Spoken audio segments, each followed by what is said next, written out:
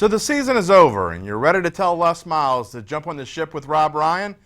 Not so fast, my friends. There's no time to wallow in your sorrows. Ole Miss is next up on the LSU schedule, and Talkin' Tigers is next on yours.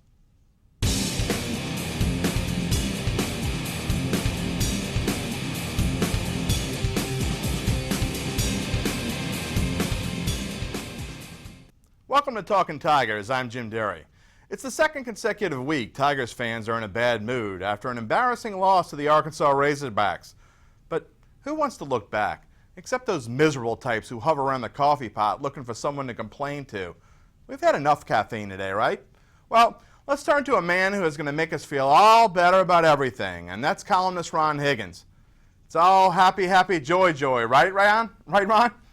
I'm just sprinkling sugar on everything, Jim. It's just making it all sweet. I knew that you would. That's why we had you on. We had to bring you on. Let's talk a little bit about the Tigers and what's the mood been like around in Baton Rouge this week with after two consecutive losses.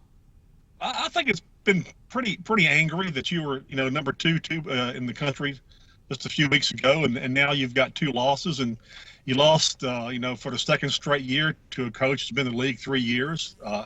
Belima, and you've lost 5 straight to Alabama, and now you're about to play Ole Miss, one of your big rivals.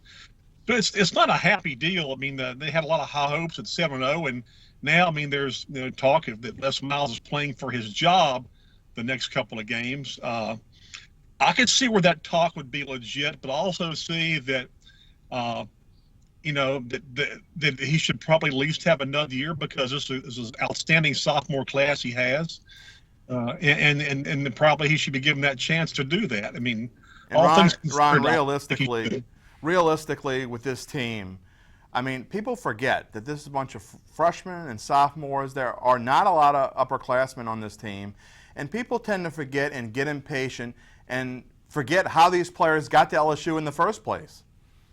Yeah, I mean, that's one of the things that Les' strengths. It's also the stuff that's being used against him because people are saying, well, how come you have all these great recruiting classes and they've had some really good ones, and how come you produce more players in the pros than anybody else, any other college in America, but you can't even win the Western Division? Well, the problem is Alabama's in the way. That's the big problem.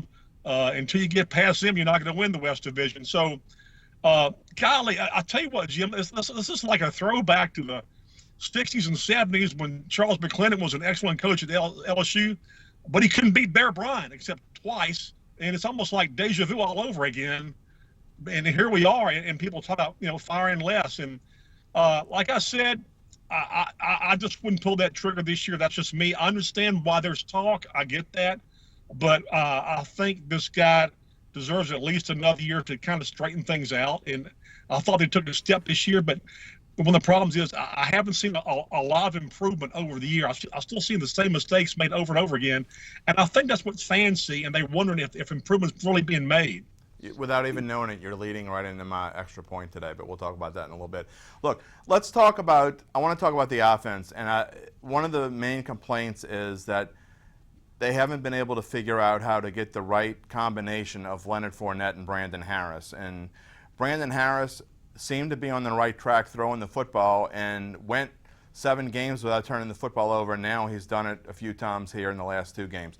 What do they need to do in these last 2 games here in the regular season before the bowl game? What do they need to do to show that they are on the right track and they have things ready to go going into next year, which they should be ranked pretty high going into next season?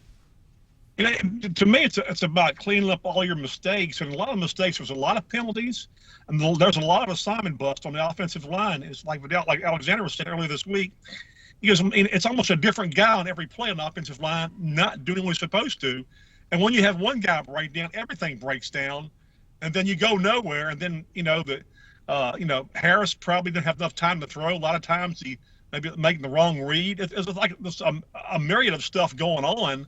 But they got to get straight, but it starts with the offensive line. I mean, they got to clean up all their little things to kind of give Fournette a chance. Fournette, first 7 games was unbelievable, and first 6 games unbelievable. In the last 3 games, he hadn't had a run over 18 yards, and that kind of tells you that there's not a lot of openings out there. Well, let's get a prediction from you heading to Ole Miss this week. We've had mixed results there over the past few seasons. They lost last time they were at Ole Miss, but the time before that, they won in a rout. So what are you expecting to see up in Oxford this weekend? Well, I mean, I think Chad Kelly is probably the second best quarterback in the SEC behind Dak Prescott. He's first in the league in total offense. They got an unbelievable receiving core. A lot of guys 6'2", 6'3" can go get it. You know, their offense is up tempo. LSU's not good against that. Because all these things tell me that LSU is going to lose. But I'm the kind of guy, I don't know why, I've got faith in LSU's character. It sounds stupid, and this pick makes no sense whatsoever because everything points to Ole Miss beating LSU. But I think LSU rebounds this week. I think they show character. I think Fournette has a nice game. I think LSU comes back and probably wins this thing. I think they'll probably win something like 35-28, 35-30 in a shootout. But I really believe if I can't be that wrong about this team's character after being around them. That's why we had you on this show today, right there. Ron Higgins, everybody. Thanks for joining us, Ron. And look, next week, I promise we're going to talk about basketball a little bit. Cool. Thank you. We'll talk to you later. All right. For today's Extra Point, let's take a look back to an LSU-Ole Miss game from 1979. Sandwiched between a 24-19 loss to number 8 Florida State and a 3-0 loss to number 1 Alabama and Bear Bryant, the Tigers squeaked past the Rebels 28-24 in Jackson.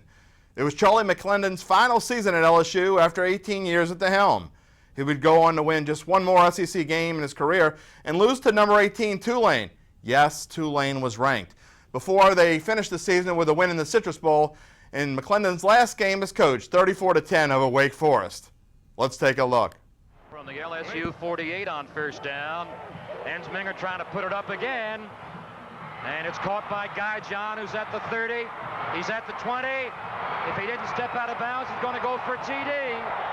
And he has gone for a touchdown. A 52-yard pass play. Ensminger to Guy John to make it 24-20. You're going to have to kick the field goal.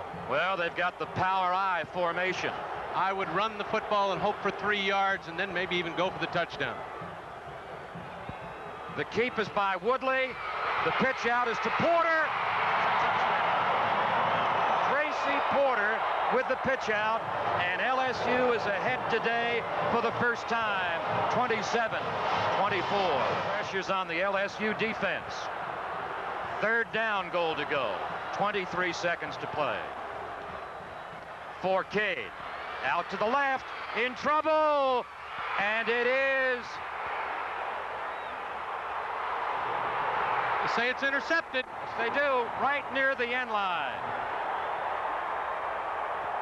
Right near the end line and intercepted by defensive captain and the hero right now, Willie Teal of Texarkana. Teal stole it away right near the end line. Well, that's it for today. Come back Tuesday when we review Saturday's game and look ahead to the regular season finale against Texas A&M. Enjoy the game, everyone. See you Tuesday.